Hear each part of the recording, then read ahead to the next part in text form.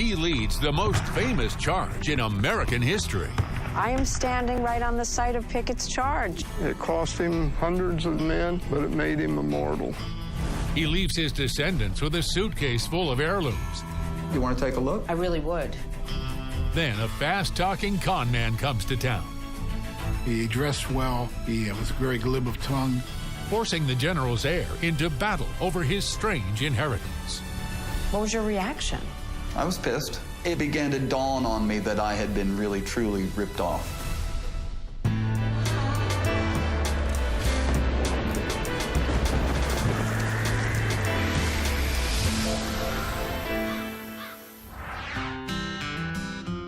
I'm Jamie Colby, and today I'm in Wilmington, North Carolina. It's known for its gorgeous beaches and its great surfing, but it was also the last Confederate port city to fall during the Civil War. So it is fitting that I'm here to meet an heir whose ancestor became famous in defeat at the high water mark of the Confederacy. My name is George Edward Pickett V. I'm the great-great-grandson of General George E. Pickett of Gettysburg fame. And I never knew exactly what that would bring to my family, fame, fortune, or dishonor. George, who goes by his middle name Ed, has invited me to his home. Hi, Ed. Hi, you must be Jamie. I am Jamie. How are you today? I'm good. When the 59-year-old isn't working as a surfing instructor, Ed enjoys doing yoga and playing guitar. It's a far cry from his famous great-great-grandfather who fought at Gettysburg. Growing up, did your family ever discuss that you had a connection to that battle? Well, I knew about it. It was discussed briefly. I was not really that interested as a little kid. It's easy to understand why. Ed's ancestor is best known for being on the losing side of the most pivotal battle in the Civil War. Some people said, oh, didn't he lose? Wasn't he a loser? Because that was the way a lot of the history books talked about Pickett's charge. So you don't bury your head like, oh, I can't believe I came to remember school doing today. that one time. I didn't know enough to defend him. Someone who does know a lot about General Pickett is Civil War historian Earl Coates. I meet Earl right here on the Gettysburg battlefield. I am standing right on the site of Pickett's charge. You certainly are. You're at one of the iconic sites of the Civil War. What was Pickett's contribution? General Pickett, to that time, was certainly known as a Confederate commander, but after the charge, he was known the world over. Pickett serves under General James Longstreet in July 1863 here at Gettysburg in the Army of Northern Virginia, commanded by General Robert E. Lee. General Lee was looking for a great victory on Union soil. But the Federal Army holds the high ground. After 2 days of failing to break through, Lee orders a controversial attack, an assault on the center of the Union line. General Pickett's troops are assigned to break through the middle.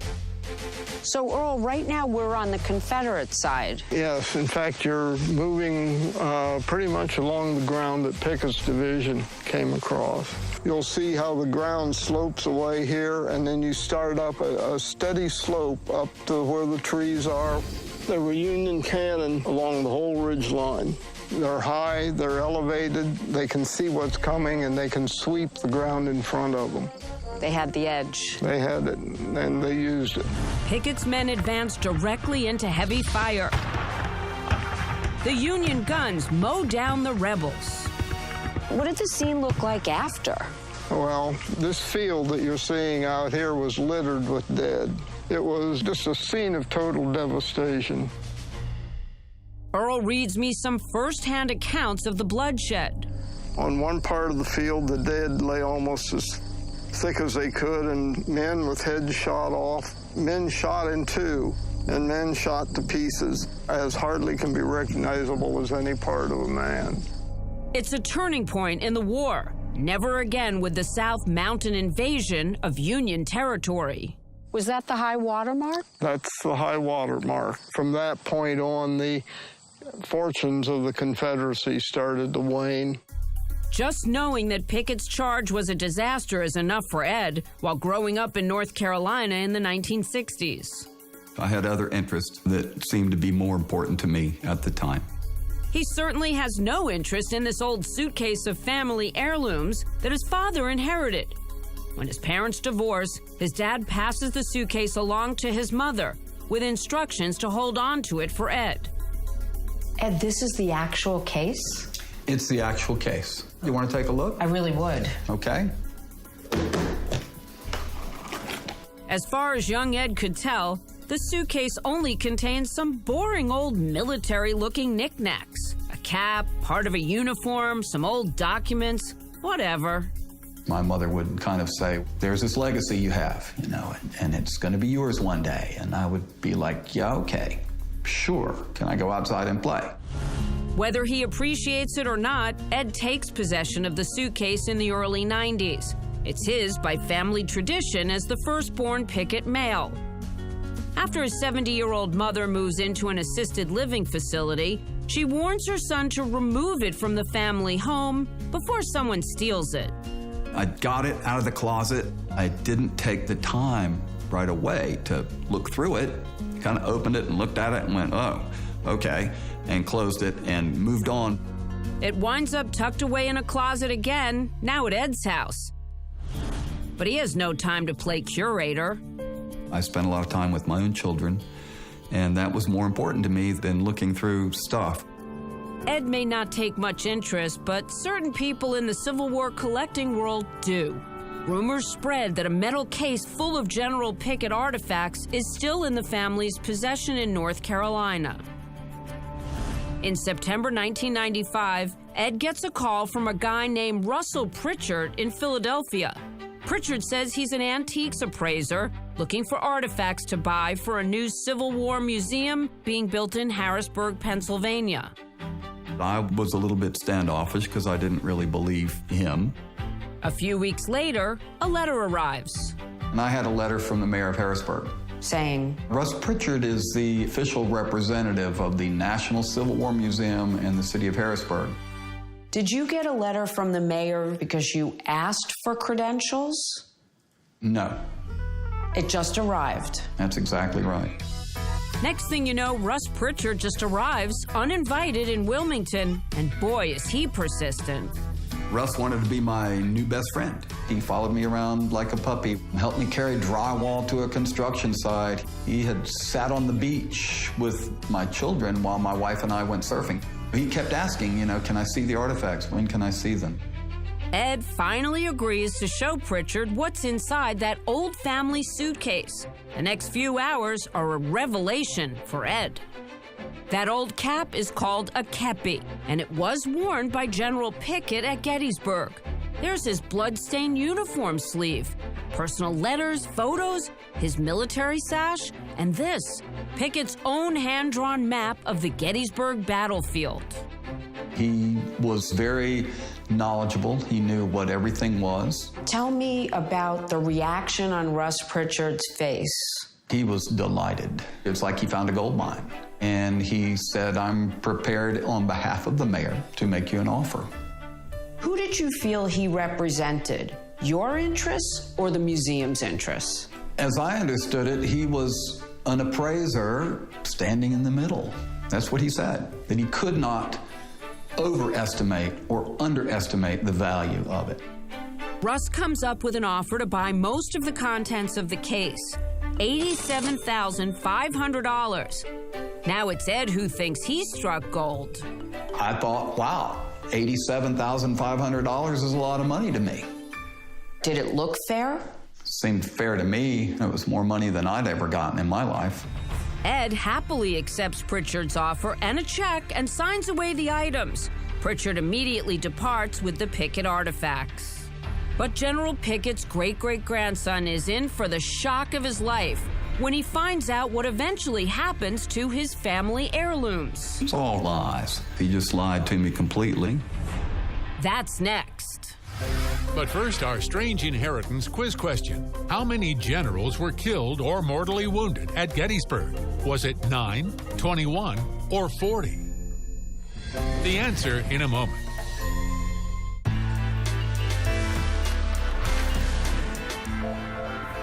So, how many generals were killed or mortally wounded at Gettysburg? It's A, 9, 5 Confederate, 4 Union. No other battle claimed as many general officers. In the fall of 1995 in Wilmington, North Carolina, Ed Pickett, great-great-grandson of Confederate General George Pickett, is thrilled to complete the sale of some of his family heirlooms to antiques appraiser and buyer Russ Pritchard. The total amount was $87,500, which seemed like an awful lot, more than I had made in a couple of years.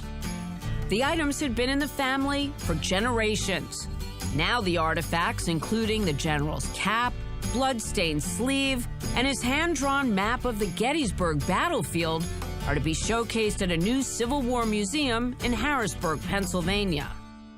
Did you talk to at least one other dealer to kind of get a sense of what you had and what it was worth? No. He told me he was working for the city and that his job was to appraise it accurately.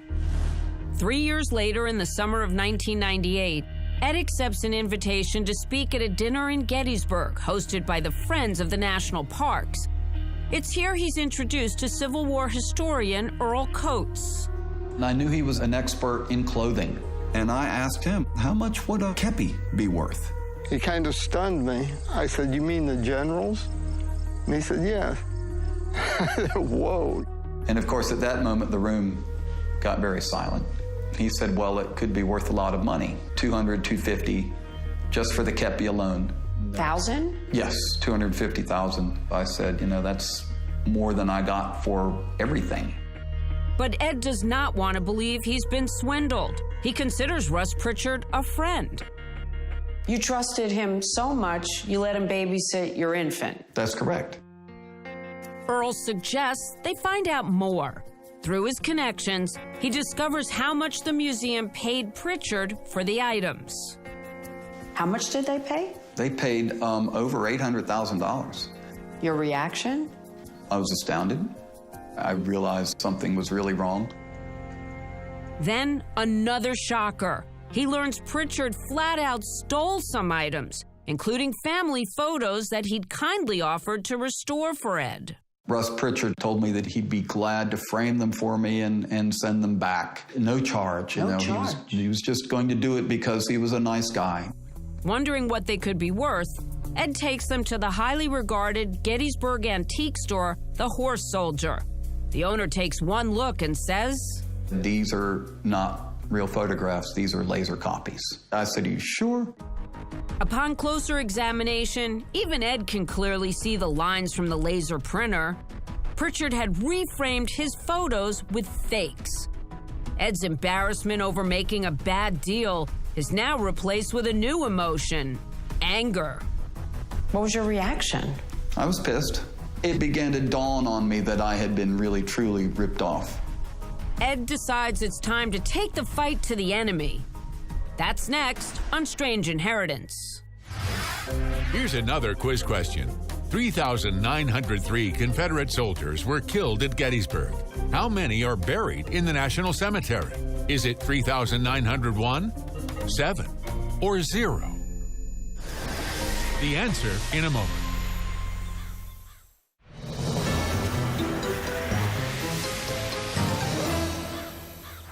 So how many Confederate soldiers are buried in the National Cemetery at Gettysburg? It's B, 7. All soldiers were originally buried on the battlefield, but in November 1863, the National Cemetery was reserved for those who died preserving the Union. All Confederates killed in action were later reburied in the South, though 7 remained by mistake. In the fall of 1998, Ed Pickett is stunned to learn the Civil War artifacts he sold to appraiser Russ Pritchard for $87,000 are later resold by Pritchard for $880,000. I was pissed because it's not really just me that had been ripped off, but my children. And so that's when I got a lawyer. The family heirlooms belong to his great-great-grandfather, Confederate General George E. Pickett, whose name is synonymous with the failed rebel charge at Gettysburg. In 1999, Ed heads into battle himself, this time in the courtroom. A civil jury eventually awards him $800,000, the difference between what the museum paid the con man and the con man paid him. Ed is thrilled at first. I received a jury verdict against Russ Pritchard for $800,000, of which I did not receive $800,000 because Russ Pritchard suddenly had empty pockets. I got $250,000, of which my attorney took his cut of the cash. How much? Close to 100. But the law's not done with Russ Pritchard yet. As Ed's case plays out in court, FBI agent Robert Whitman is paying very close attention. He was very smooth. He dressed well. He was very glib of tongue. It turns out Pritchard and his partners had been running the same kind of scam on others who had Civil War artifacts. Usually 10 times was what they were selling material for after they appraised it for 1/10 of value. Ed's lawsuit helps Whitman and the FBI build a criminal case. In the end, there was a superseding criminal indictment that had more than 20 counts in it. Faced with the mountain of evidence against him, Pritchard strikes a deal in 2001 with prosecutors and pleads guilty. He's sentenced to a year in prison and $830K in restitution fees. Half of that sum is awarded to Ed Pickett, but Russ Pritchard doesn't seem to have the money. I think I've received a total of maybe $25,000, $30,000. Are you furious? I'm pretty upset. Look in the camera and tell Russ Pritchard what you want him to do. I would like for Russ Pritchard to actually pay the restitution, but moreover, I would like the National Civil War Museum to do the right thing and actually return my items to me. So what about that? Ed Pickett's charge against the museum. Next. Now, back to Strange Inheritance. In 2001, Ed Pickett wins a second legal battle over his Civil War artifacts, passed down from his great-great-grandfather, Confederate General George Pickett. But Ed feels it's a hollow victory, as those artifacts go on display at the newly opened National Civil War Museum in Harrisburg, Pennsylvania, whose mayor wrote Pickett a letter endorsing the con man who'd swindled him. What's most unfortunate is that the city of Harrisburg is quite willing to take items that were taken by fraud and keep them. FBI agent Robert Whitman investigated the case. You know, ultimately, the museum paid $880,000 for these artifacts, so they paid what they're supposed to. I think a better result would have been the city and the National Civil War Museum to say, I am so sorry. Let me give you your items back, and we are going to sue Russ Pritchard for defrauding us. Current museum CEO Wayne Motz, who took over in 2012, believes the Pickett items are best suited at their current home. I think it was regretful and unfortunate what happened to Mr. Pickett, but the Pickett collection has been well taken care of here. It has been preserved, and it has been exhibited for the joy of thousands of people. Civil War historian Earl Coates only hopes that Ed Pickett takes comfort in knowing that the enormous value placed on his great-great-grandfather's things reflects history's verdict on his leadership and courage that July day in Gettysburg. Was Pickett thinking along the way, what have I just done? Well, he was probably thinking, what have I been asked to do? But they were told to go, and they went. Pickett and his men failed. So did their cause. But it's a tribute to their valor that Gettysburg vets from North and South would return to this spot to do their part to bind up a nation's wounds. So should Ed take comfort in knowing that General Pickett was a soldier through and through, did as he's told, even if he might have believed it was wrong? Absolutely. It cost him hundreds of men, but it made him immortal. Wow. That's cool. There's some interesting stuff in here. It certainly made Ed Pickett better appreciate the heirlooms that remain in that old suitcase. This is a copy of General Pickett's report of the Battle of Williamsburg, May 1862. Look at the handwriting. It's a lost art, I think. It's fabulous. What else? And that's George Pickett's hair. Would you ever sell that? This right here? No, not anymore. This is quite a section of your family history. What are you going to do with it now? I'll probably give it to my children. We don't really get to choose our names when we're born, and we have to do whatever we can. We'll live up to it. I've, to some extent, ducked that legacy, but also honored it in the same way.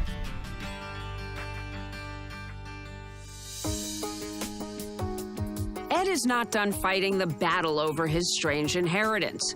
For one thing, he thinks there should be a statue right here at Gettysburg, honoring his great-great-grandfather and his men. In other ways, George Edward Pickett V feels it's time to move on. When his own son was born, he and his wife chose the name Doug. Perhaps some names just need to rest in peace. I'm Jamie Colby for Strange Inheritance. Thanks so much for watching, and remember, you can't take it with you. Do you have a strange inheritance story you'd like to share with us? We'd love to hear it. Send me an email or go to our website, strangeinheritance.com.